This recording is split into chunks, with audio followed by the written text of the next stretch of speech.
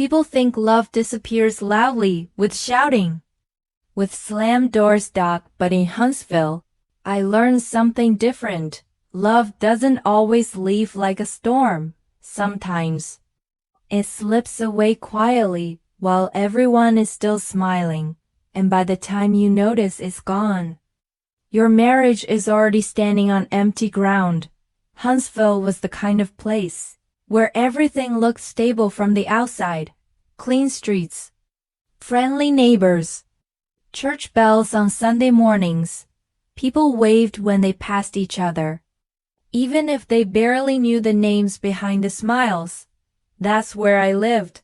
That's where I built my marriage, and that's where I slowly began to lose it without realizing it. My name is Rachel Turner. Had been married to Daniel Turner for 13 years. 13 years of shared routines, shared bills, shared silence. Daniel worked as an aerospace engineer, long hours, steady paycheck, calm presence. I worked part-time at a local community center, organizing events, helping families settle into Huntsville when they moved for work. From the outside, we looked like the couple everyone trusted. No drama, no scandals, no visible cracks. But marriages don't break all at once. They crack in places no one looks. It started with distance, not arguments. Daniel stopped asking about my day. I stopped telling him. We still ate dinner together, but the conversations became practical. Did you pay the power bill? Do we need groceries? I'll be late tomorrow. No laughter. No curiosity. No warmth. Just efficiency. At night, we lay in the same bed, backs turned, phones glowing softly in the dark. Sometimes I wanted to reach for him, but I didn't want to feel foolish if he didn't reach back. So I stayed still, and silence slowly became our language. The change was so gradual. I blamed myself for noticing it. Marriage goes through phases, I told myself. Everyone says this happens. But deep down, I felt lonely in a way that scared me. Not alone. Lonely. There single quotes as a difference. The community center is where everything shifted. That's where Ethan walked into my life. He was new to Huntsville, recently transferred, recently divorced. He came in looking lost, holding paperwork, asking about local programs. I noticed his eyes. First they looked tired, but kind. Not the kind of tired that pushes people away, the kind that quietly asks to be understood. I helped him with the forms, gave him directions, smiled politely. Nothing inappropriate, nothing dramatic. Just human. And when he said, "Thank you for actually listening," something inside me paused, because I couldn't remember the last time someone had said that to me. Over the next few weeks, Ethan came back often, sometimes for work-related things. Sometimes with questions that didn't really need answers.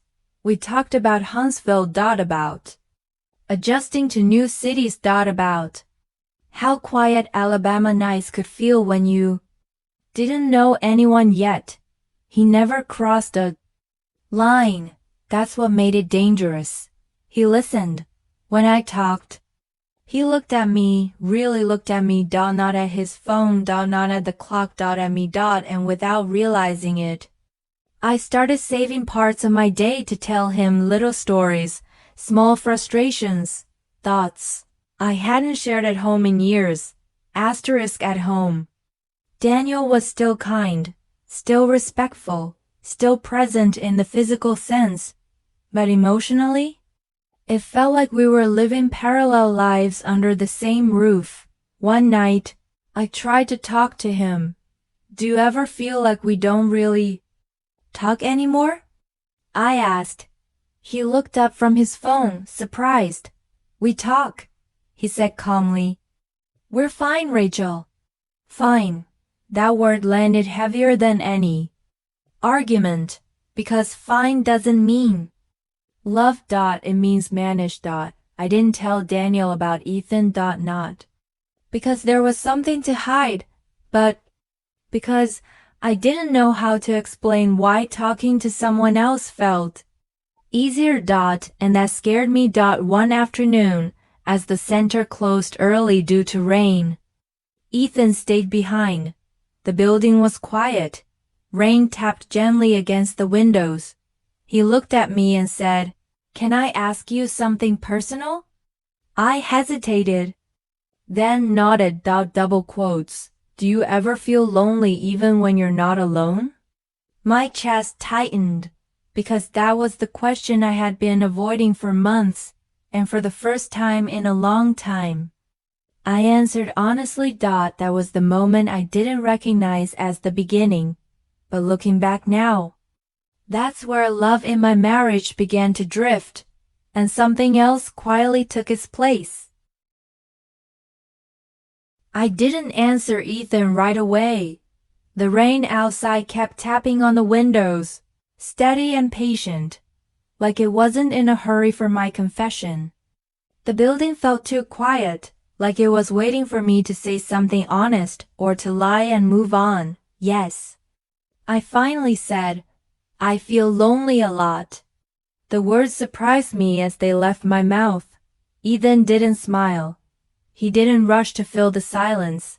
He just nodded slowly, like he understood exactly what that kind of loneliness felt like. That was my marriage, he said quietly. We lived together, but I felt invisible. Something about the way he said invisible made my throat tighten. That was the first time I realized we were no longer just making polite conversation. We were sharing pieces of ourselves that usually stay hidden. After that day, I started noticing things I hadn't before. I noticed how I checked the clock at work, not because I wanted to go home, but because I wondered if Ethan would stop by. I noticed how my phone felt heavier in my hand when his name popped up in a message.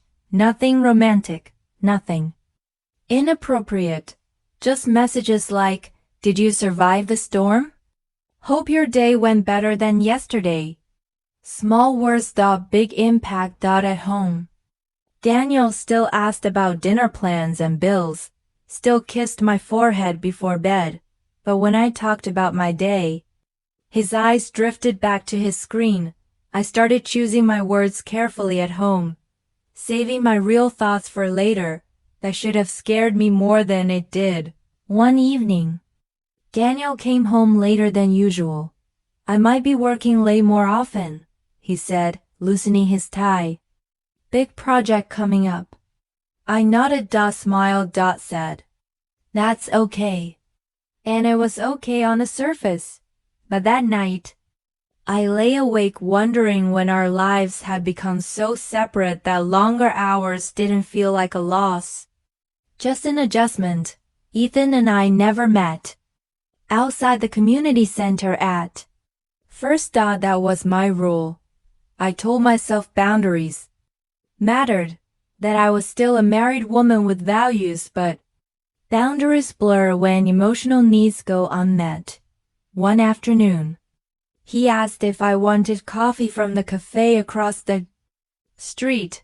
It's still technically work-related, he joked. Hesitated. Then nodded. Coffee turned into conversation. Conversation turned into laughter. I hadn't laughed like that in years. When I got home, Daniel asked, "Good day?" Yes, I said. And for once, it wasn't a lie. That realization made guilt settle in my chest. The thing about emotional affairs is this: they don't announce themselves. There's no clear moment where you say, "This is wrong." Instead, there's a series of justifications. I'm not cheating. We're just talking. He understands me. And slowly, the person who listens becomes the person who matters. One night, Ethan sent a message that changed the tone. Sometimes I wish I'd met you earlier. I stared at the screen for a long time. My heart started racing, not with excitement, but with fear, because I knew what that sentence meant. Didn't reply right away. I placed my phone face down and looked at Daniel. Asleep beside me, his breathing was steady, familiar. Safe. And yet distant. The next morning, I told myself I needed to pull back. I answered Ethan politely but briefly, kept conversation surface level. For a few days, it worked. Then something happened at home. Daniel forgot our anniversary. Not the date itself, but the meaning of it. I reminded him casually. Oh, he said, surprised. We can do something this weekend. We didn't, that night. I cried silently in the bathroom, staring at my reflection and wondering when I had become someone who accepted being an afterthought. Didn't message Ethan that night, but I wanted to, and that scared me more than anything else so far. The following week, Ethan looked at me and said, "You seem sad lately." Just like that. No explanation needed. That was the moment I realized the truth I had been avoiding. Wasn't falling in love with another man. I was starving for emotional connection, and he was feeding it. And somewhere along the way, my marriage had stopped doing that. But the question I hadn't answered yet was the most important one. Was this loneliness a reason to leave, or a warning to fight for what I already had? I didn't know. And soon, I wouldn't be the only one affected by my uncertainty. I wish I could say I made a clean decision after that. That I sat down, looked at my marriage honestly, and chose a clear path forward. But real life doesn't work like that. Instead, I lived in the space between guilt and comfort, telling myself I was being careful, while slowly drifting further than I ever planned. After the anniversary incident, something in me shifted. I didn't confront Daniel. I didn't explain how much it hurt. I swallowed it. And when you swallow pain long enough, it doesn't disappear.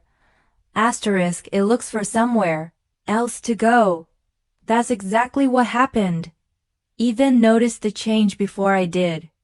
You seem quieter, he said one afternoon as we stacked chairs after an event. Did I do something? No, I replied quickly. Just tired. He nodded, but his eyes stayed on me, searching.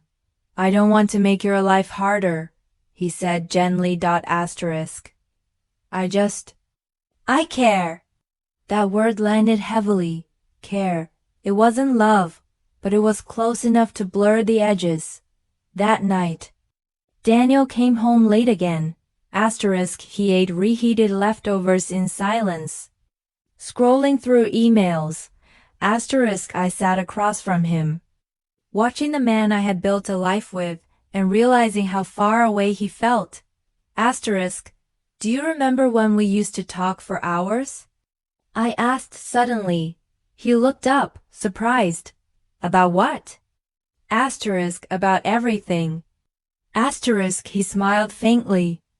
That was before life got busy. Busy. That word felt like a door quietly closing. The next day, Ethan asked if I wanted to walk outside during lunch. Just around the block. He said, fresh air. I hesitated longer this time, but I went. We walked slowly through the quiet Huntsville streets, spring sunlight warming the pavement. People passed us, unaware that something delicate and dangerous was unfolding in plain sight. Can I be honest? Ethan asked. I nodded. Talking to you is the best part of my day. My chest tightened. I didn't answer. Because if I did, I would have had to admit the truth. That evening, Daniel fell asleep early. Asterisk I lay awake, staring at the ceiling, replaying Ethan's words. Asterisk for the first time. I allowed myself to ask the question I had been avoiding. Asterisk, what if my marriage is already over? And I just haven't admitted it yet? The thought scared me, but it also brought a strange sense of relief. The following week, something happened that erased any illusion. I was still standing safely on the right side of the line. Ethan texted me late. I'm sorry to bother you. The message read ... asterisk, but I'm having a hard night. Could really use someone to talk to. I looked at the time. 10:48 p.m. Daniel was asleep. I stared at my phone. My thumb hovering. This wasn't casual anymore. This wasn't harmless. Asterisk. This was emotional intimacy being redirected. And I knew it. Still. I replied. We talked for over an hour. Asterisk about his divorce, about his regrets, about how empty his apartment felt at night. Asterisk then he asked, softly through text. Asterisk, does your husband know you like this? I froze. No. I typed ... asterisk then added. I haven't told him. A pause, then, asterisk, then, I guess that tells us something. My heart started pounding, because he was right. The next morning, guilt followed me everywhere. I flinched when Daniel kissed my cheek, avoided his eyes. But he didn't notice. That hurt almost as much as the guilt itself. A few days later, Daniel announced he'd be traveling for work. Asterisk. Just 2 nights. He said, 2 nights. I told myself it didn't matter. Asterisk I told myself nothing would happen. Asterisk I told myself a lot of things. In the second night, Ethan asked if I wanted to get coffee. Asterisk. I don't want to cross any lines, he said. Asterisk. But I also don't want to keep pretending this isn't something. I should have said no. I should have protected my marriage. Asterisk instead. I said yes. The cafe was quiet. Dim lights. Soft music. Asterisk we sat across from each other. Closer than before. Asterisk when he reached across the table and touched my hand. I didn't pull away. That was it. Not an embrace. Just a hand. Asterisk. But that was the moment I crossed the line I told myself I never would. Asterisk and once you cross it, everything on the other side feels both terrifying and inevitable. Asterisk I went home that night, knowing one thing for certain. Asterisk whatever I was doing, I couldn't keep living in between anymore. Something was going to break. Asterisk and soon, I wouldn't be the one deciding how. Asterisk. I didn't sleep that night. Asterisk I lay in bed staring at the ceiling. Daniel's side empty, the house unusually quiet. The weight in my chest felt heavier than it ever had before.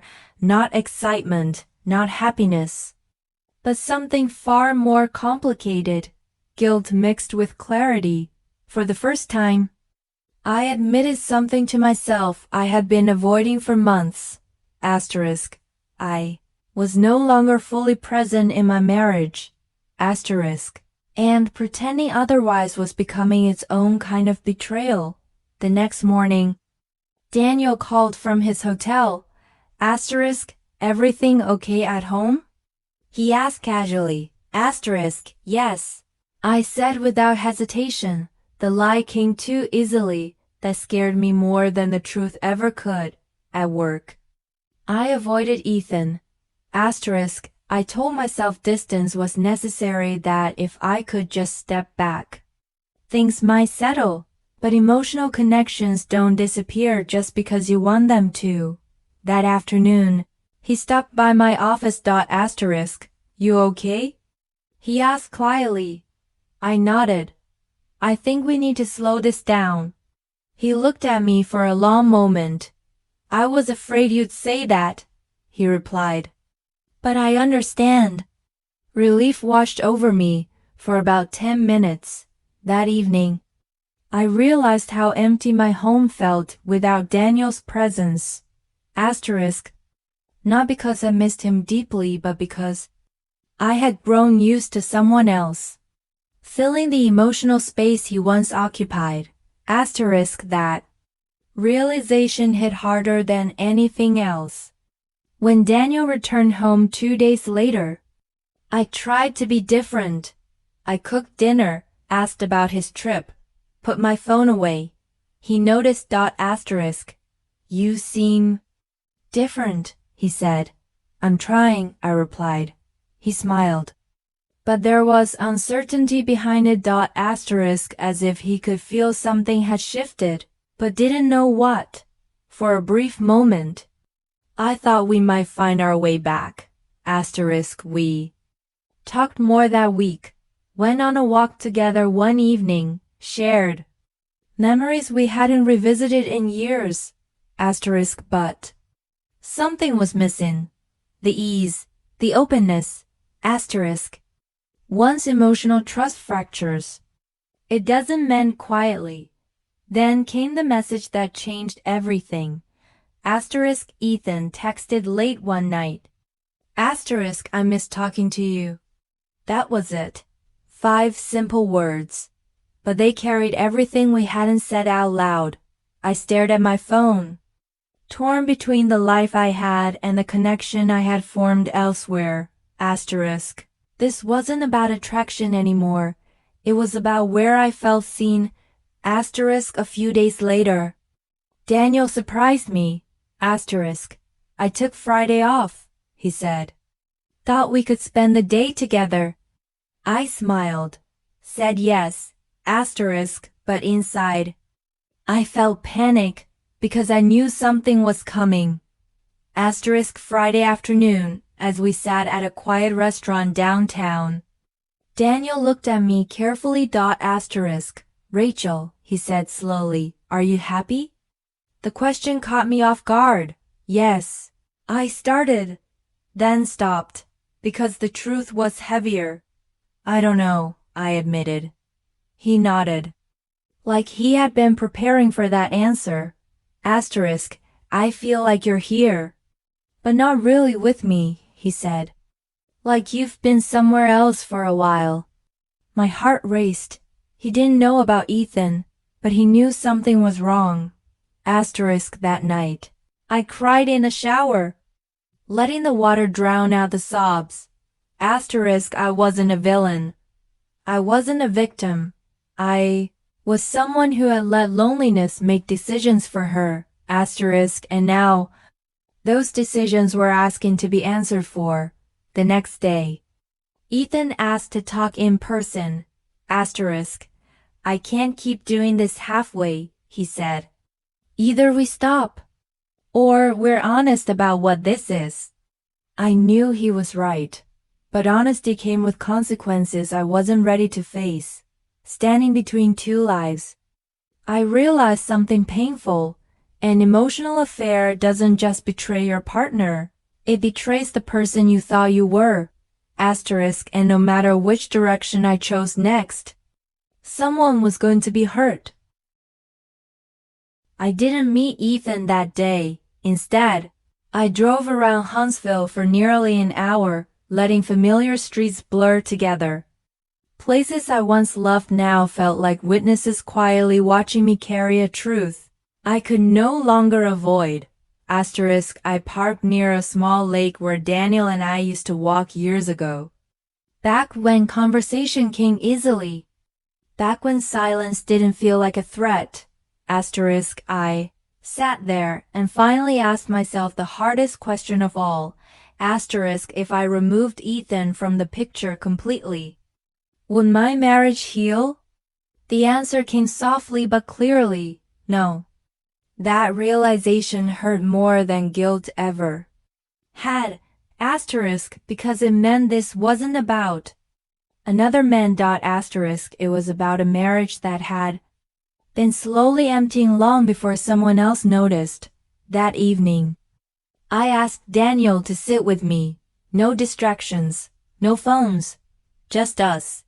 There's something we need to talk about, I said, my voice shaking. He nodded. I know. I took a deep breath. I've been lonely for a long time, I began. And instead of telling you how deep it went, I found comfort in someone else. I didn't give details. I didn't make excuses. I just told the truth. Daniel didn't raise his voice. He didn't interrupt. He just listened. When I finished, the silence between us felt heavier than anything we had ever shared. So that's where you've been, he said. Quietly, we talked for hours that night about missed signals, unspoken needs, years of choosing convenience over connection. He admitted he had felt me slipping away but didn't know how to reach me anymore. I thought giving you space was respecting you, he said. I didn't realize it felt like abandonment.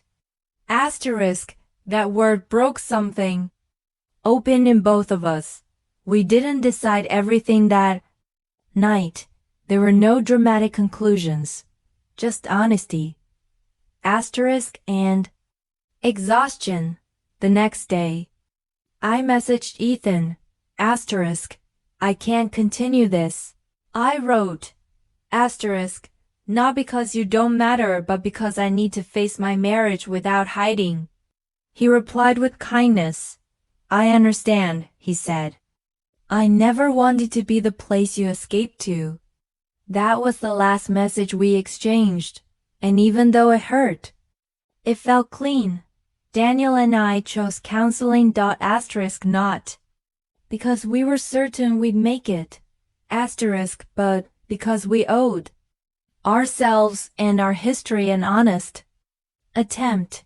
Healing wasn't quick. Some days felt hopeful, others felt painfully distant. Trust doesn't rebuild in a straight line, but something had changed. We were finally speaking truths we had avoided for years. Here's what I learned is something no one warns you about. An emotional affair isn't always about desire. Sometimes it's about desperation. It's about wanting to feel seen when you've slowly disappeared inside your own life. But the attention that heals you temporarily can also destroy what you never meant to lose. I don't know how our story will look years from now, but I know this. Love doesn't survive on history alone. Marriage needs maintenance, not assumptions. And silence left unchecked can be just as destructive as betrayal. If you're listening to this and feeling that quiet loneliness, please don't wait as long as I did to speak, because sometimes the hardest conversations are the ones that save you before someone else replaces the place they were meant to hold.